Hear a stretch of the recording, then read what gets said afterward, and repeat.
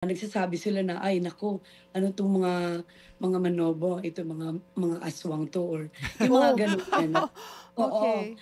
Kasi nakikita nila na nag-iihaw ng baboy, nag-iihaw ng manok, minsan, Ah. inaalay yung dugo, Hmm. inaalay yung so yun yung kultura na nakikita nila.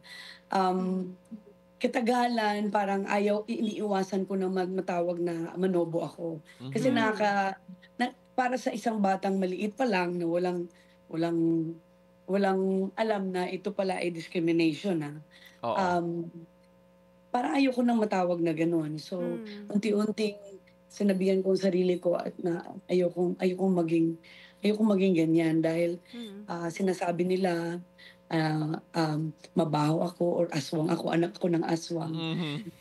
Ayun katagalan tapos hanggang lumaki na at nakakatuwa nga kasi after that nababalik ako dun sa, kung ano yung meron kami.